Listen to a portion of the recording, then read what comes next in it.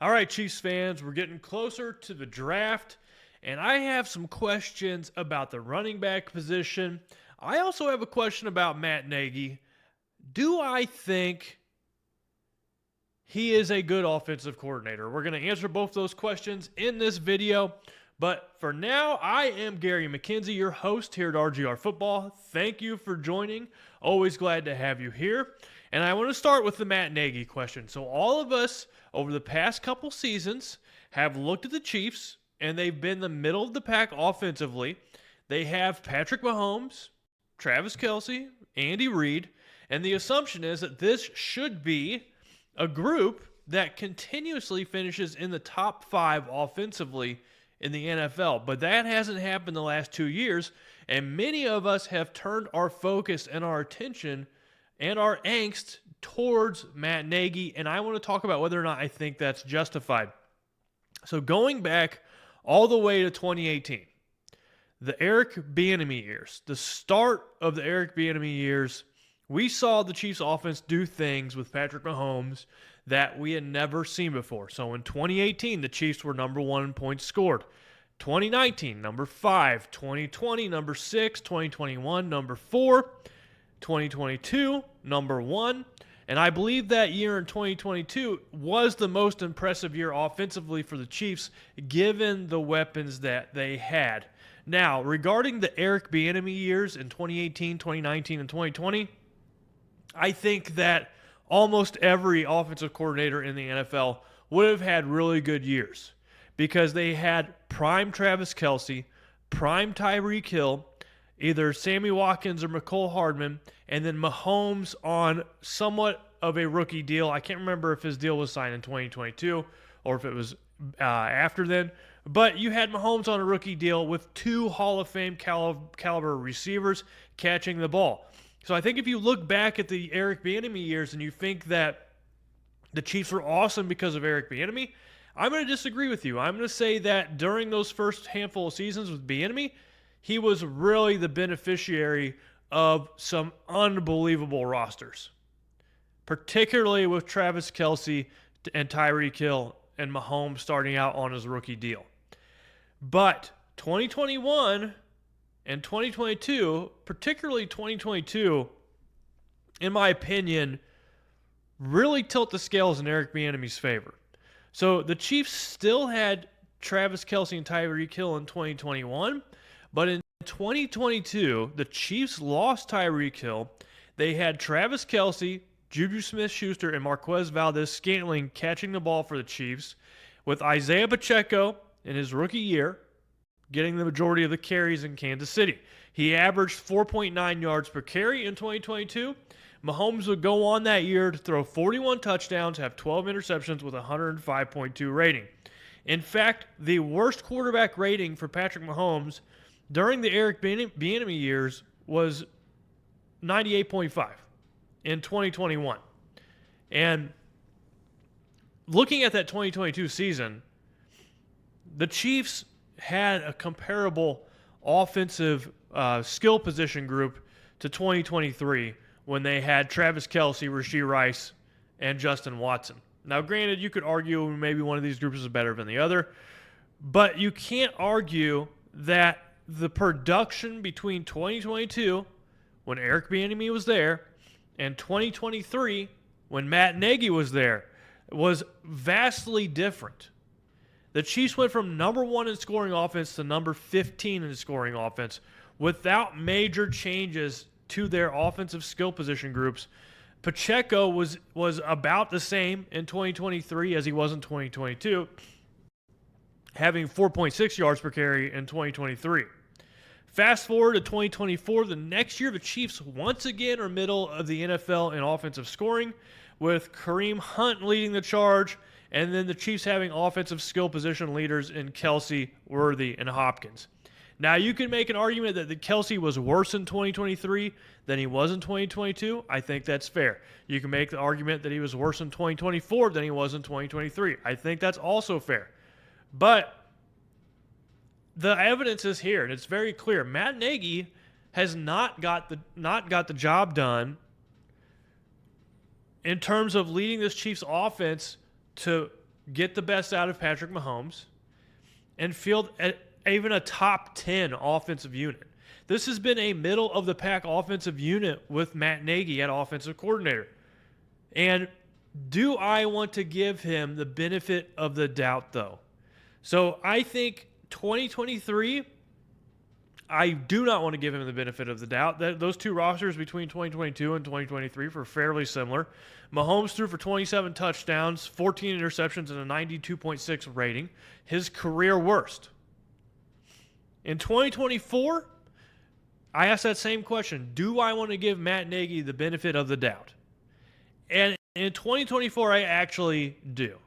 And the reason I want to give Matt Nagy the benefit of the doubt was because the offense was decimated with injuries.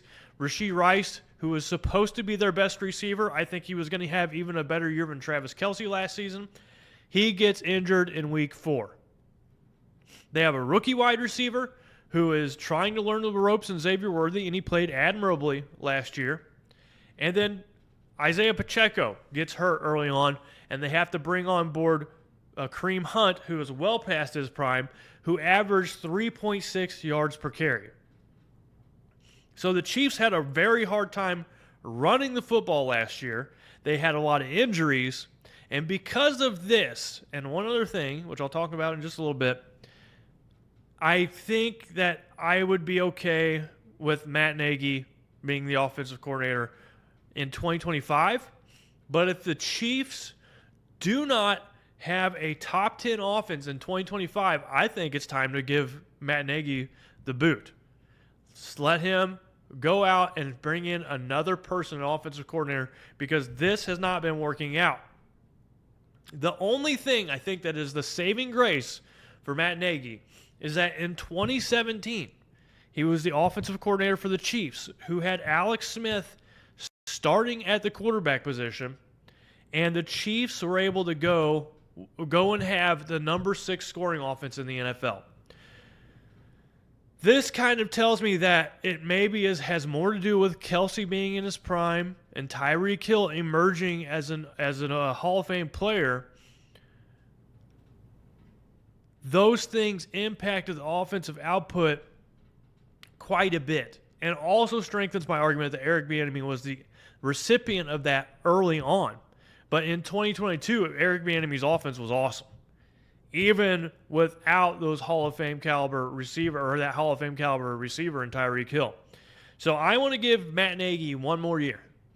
If in 2025 there's not a cataclysm at the offensive position skill group where tons of guys are getting injured, and the Chiefs still have a middle-of-the-pack offensive unit and Mahomes still posts average numbers, then I want to see Matt Nagy let go.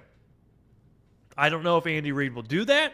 He seems to be a very loyal coach, and he might stick it out with Matt Nagy, much to everyone's frustration. But that 2017 year, I think, is what's saving Matt Nagy, in my opinion. But if I look back at last year, Kareem Hunt had 3.6 yards per attempt. Isaiah Pacheco, 3.7 yards per attempt. They weren't getting it done running the ball. If you go back and look at the Eric Bieniemy years, they usually had around 4.5 yards per carry. So in 2022, Isaiah Pacheco had 4.9, almost 5 yards carry, and that's whenever they were able to have that number one offense, even without the best skill position players. So to me, I think that in terms of value and draft capital it will take to improve this offense, the running back position is where you can get the most bang for your buck in the 2025 NFL draft. I do not want the Chiefs to spend a first-round draft pick or a second-round draft pick on a running back. So that will take off your top 4 or 5 running backs. The Chiefs instead need to try to find a diamond in the rough. And last year when we were watching the Chiefs offense struggle, it became obvious. The Chiefs needed someone with some explosion, someone that could break off long runs on their offense. And they did not have that. When Isaiah Pacheco came back. He was a shell of his former self before he got hurt. He wasn't able to break off long runs. The Chiefs bring in Elijah Mitchell, who has not done anything for a couple years. Last year, he missed the entire season because he was injured. So I want the Chiefs to go and draft a player who has some explosiveness in the NFL draft in your mid to late round range. Now, I looked at several players, and once again, whenever I'm looking at players in the draft, there's a couple things I'm really looking for. One is, do they have the numbers to match with their explosiveness or their metrics in the combine? So you can't, or you can, but you're much less likely to be successful in the NFL if you don't have both of those working in your favor. So if you're a player who doesn't have production, but your measurables are off the chart, you are less likely to be successful than the player that has both of those. On the flip side, if you're a player who has a lot of good numbers, but your measurables aren't there at the combine, you're less likely to be successful. So if you're the Chiefs staff who is looking for these diamond in the rough players, you're looking for the trifecta. You're looking for the player who looks good on tape. You're looking for the player that has the acceptable combine measures. And then you're looking for the player that has the statistics that match with that combine data that you have. If you have all three of those, you have the trifecta of items you need to be successful in the NFL. Doesn't mean you're a guaranteed thing, but you have the tools to be successful. Now, I know this because of the years I spent writing algorithms to try to predict the best players in the NFL draft. This is something I saw time and time again. You needed to have both the production and the physical skills, the physical traits. If you have both of those, you're going to maximize your likelihood that that player is good. So who are the players that I think will be drafted in the mid to late rounds at the running back position who have these traits? And I found two of them that I like the tape of. I thought they had good measurables and they had good production. The first one, many of you are going to be familiar with. Kansas State running back DJ Giddens, 6 foot, 212 pounds, ran a 4.43 40, was in the top 95% in the vertical jump, was in the top 98% in the broad jump. His 10-yard dash was in the 83rd percentile. So these are all things you want to see in a running back coming out of the draft, and he's projected to be a day 2 or 3 pick. The Chiefs could pick up DJ Giddens in the 3rd or 4th round pretty easily. He has excellent contact balance, and whenever I was looking at his film, he just looks different, which is the thing that I'm looking for whenever I'm trying to evaluate a player in film. I just want to see, do they look like a man among boys when they're out there on the field? Are there moments where this player is like, yeah, he's in a different league than everyone else on the field? And that's what I saw with DJ Giddens. Now's your chance down in the chat before I give you the next player that I'm interested in to let me know who are your running back prospects that you think are diamonds in the rough in this draft. Then we can come back a year from now after their rookie season's done and everyone can be like, yeah, look, I was right. I nailed it. People should listen to me. So let me know down in the comments, and if you have not done so already, make sure you hit that like button, We put in good work here at RJR Football for y'all, and if you like Chiefs content, and this is a place to join, subscribe if you want to as well. But the second player that I really like, and I think this could potentially fit the need for the Chiefs getting finally a home run hitter at the running back position, and this player will also be there in the 3rd or 4th round, and that is Bashal Tutin. Bashal Tutin, Virginia Tech running back. He was the fastest running back in the combine with awesome explosiveness. He ran a 4.32 40. He had the best 10-yard split. He's 5'9", a little short, and 206 pounds, so he's compact. And I thought that he is a very good fit with what the Chiefs want to do in terms of their zone blocking scheme and their gap blocking schemes, because that is what Bashal Tutin ran with in college. He is my other diamond in the rough. I would be very happy if the Chiefs took either DJ Giddens or Bashal Tutin in the draft, I think both of these players could fit well in the Chiefs scheme. I think Bashal Tutin might be better at catching passes than Giddens is, and Giddens does need some work. He needs some work in pass protection, catching the ball. His hands aren't the best. So there's issues with both these running backs. That's why they're going to go in the third and fourth rounds.